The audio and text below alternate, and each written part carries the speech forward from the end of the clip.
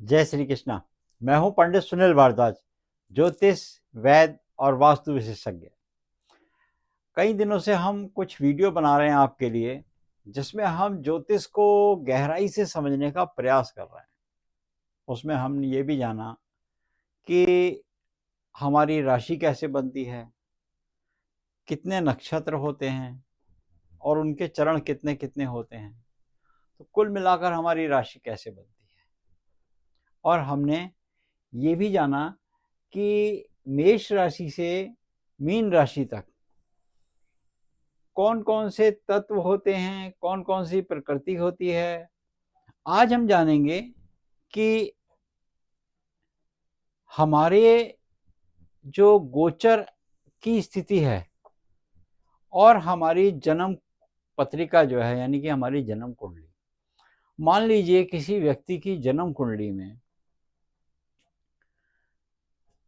मेष राशि है उसकी, या उसकी वृषभ राशि है, कोई भी राशि है, तो उसके कौन से रोगों की संभावना या शरीर में कौन से अंगों पर प्रभावित होता है और कौन सा तत्व उसका होता है।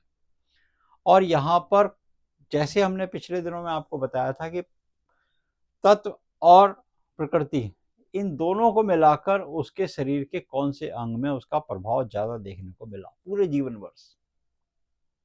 तो आज तो हम समझते हैं पहले शरीर के कौन से अंगों में उसका प्रभाव हर राशि के हिसाब से कौन सा होता है।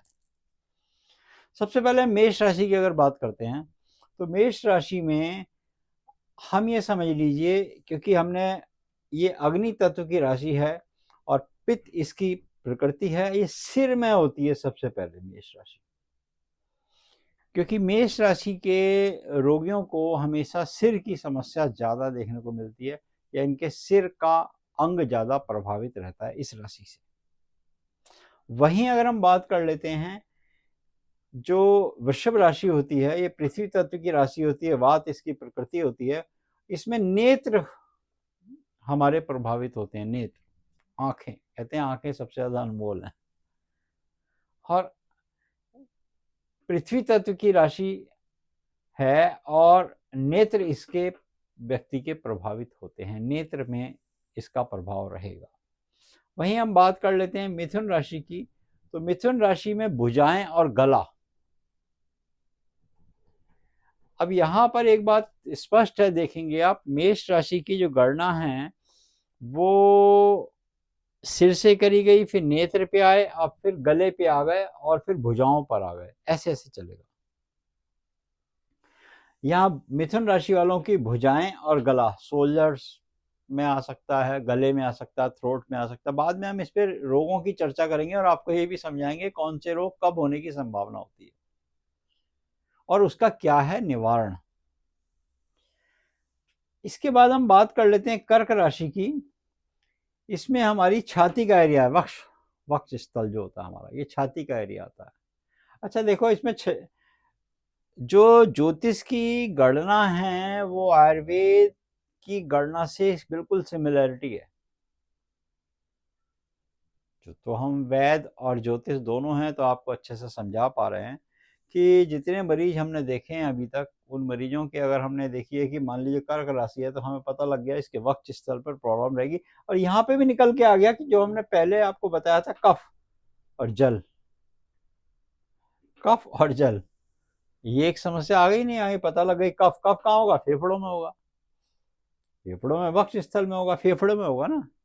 कफ का और कई जगह है नहीं, कफ है सिर में जाता है, इससे ऊपर ही ऊपर जाता है, यहाँ इसका कर्क राशि का हुआ। ऐसे ही अगर हम सिंह राशि की बात कर लेते हैं तो मेरु, और मेरु का मतलब हो गया है हमारा रक्त और हृदय, हृदय क्षेत्र जो होता है, ये देखें आप, क्योंकि इसमें अग्नि है। अग्नि क्या? रक्त। वो जठराग्नि से बनना, खाना पाचन होना, उससे रक्त मज्जा बनना, तो वो रक्त का संचालन होना, रक्त का बनना, तो वो हृदय क्षेत्र में वो हृदय का पंपिंग होना, वो सब यहाँ पे आपको मिलेगा। सिंह राशि वालों को पित्त बनेगा, पित्त से एसिडिटी होगी, ये सब बाद में हम आपको समझाएंगे इसके बारे में। तो मतलब ये आज हम समझते हैं कि उसका जो रोग का अंग है वो ये है, हृदय क्षेत्र। वहीं हम कन्या राशि की बात करते हैं तो इनका त्रिदोष हमने बताया था, पृथ्वी तत्व की राशि है, त्रिदोष इनका बिगड़ा रहता है। पेट और नाभि नाभि क्षेत्र के बड़े ज्यादा परेशान होते। त्रिदोष जब होगा ना तो आपका त्रिदोष जब बिगड़ेगा तो आपका पेट सिस्टम जो है गड़बड़ होगा, डाइजेशन पावर आपकी बिल्कुल, मेटाबॉलिज्म, डाइजेशन सिस्टम जो है ये सब आपकी जो है वो अन्न को तोड़ने की क्षमता खत्म हो जाएगी। अपन तो खा लिया पी लिया उसके बाद पता ही नहीं, एक एक घूंट पानी पिया पता ही नहीं। जबकि हम बहुत सारी बातें इसके बारे में आपको बताएंगे, खाना कैसे खाना है, बैठना कैसे है, आयुर्वेद क्या कहता है, हमारा जो वैद्य पद्धति है उसमें क्या समझाया गया है, तो ये सब बाद में समझाएंगे आपको। तो फिलहाल आज हम ये समझ रहे हैं कि वो पेट का जो अंग है हमारा वो इसमें प्रभावित होगा, नाभि क्षेत्र के आसपास। इसीलिए डॉक्टर भी या वैद्य भी पहले नाड़ी पकड़ते ही सबसे पहले वैद्य तो पता लगा लेते हैं क्या खाया, मगर डॉक्टर आज के ज़माने में पूछते हैं कल रात क्या खाया था, ये एक प्रश्न होता है। इसके बाद हम बात कर लेते हैं तुला राशि वालों की।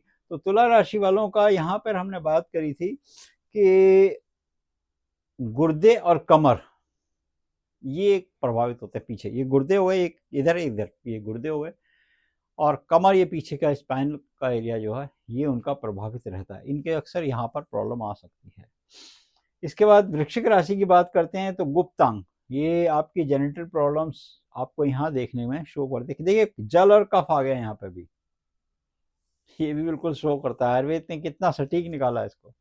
इसके बाद धनु राशि की जब हम बात कर रहे हैं तो धनु राशि वालों के लिए थोड़ा और नीचे चले जाते हैं जेनिटल पार्ट से, तो थोड़ा जंगा आ जाती है, हमारी थाइज आ जाती है, थाइज का एरिया जंगा का एरिया आता है। फिर उसके बाद मकर राशि वालों के हमारे घुटने आ जाते हैं। कहते हैं ना जब घुटने खराब हो गए तो आपकी शनि की महादशा अंतरदशा या आपके प्रतंत्र में शनि आए हैं और शनि कहीं गोचर में आए, उनकी स्थिति बहुत अच्छी नहीं है तो आपके घुटनों में तकलीफ है। और मकर राशि के अंतर ही है, वो राशि स्वामी है शनि, वो घुटनों में प्रॉब्लम करेंगे।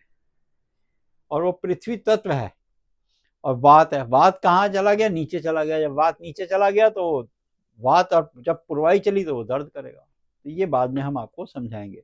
फिलहाल आज हमने समझा कि घुटनों में आएगी वो प्रॉब्लम।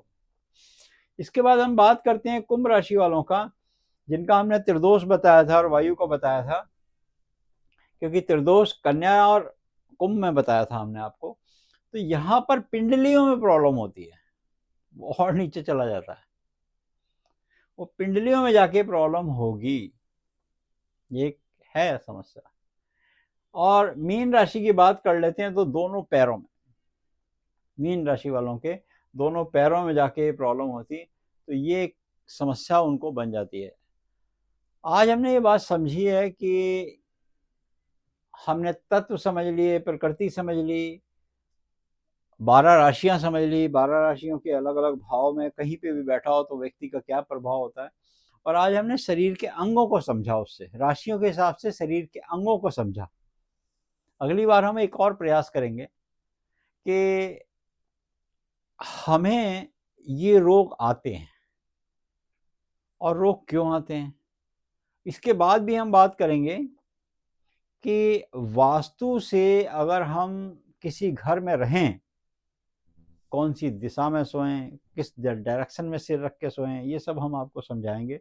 और कौन सी दिशा का घर हमारे लिए अनुकूल रहेगा, वो भी राशि के हिसाब से भी, किस राशि में कौन सी दिशा का घर हमारे लिए ज़्यादा अनुकूल रहेगा, किस दिशा में हम ज़्यादा रोगी होंगे। अगर आप भी ऐसी कुछ जानकारी सीधी हमसे संपर्क, अपना घर दिखा के, अपनी कुंडली दिखा के प्राप्त करना चाहते हैं तो हमारे दिए गए नंबर से संपर्क कर सकते हैं, हमसे वास्तु विजिट करा सकते हैं और हमारे को कुंडली भी दिखा सकते हैं। ये वीडियो आपको कैसा लगा कमेंट सेक्शन में जाकर लिखिए। चैनल को सब्सक्राइब कर लीजिए ताकि आने वाली नई एक जिज्ञासा जो आपके मन में जागी है कि वो आप तक पहुंच सके, तो आसानी से आपको मिल सके। जय श्री कृष्ण।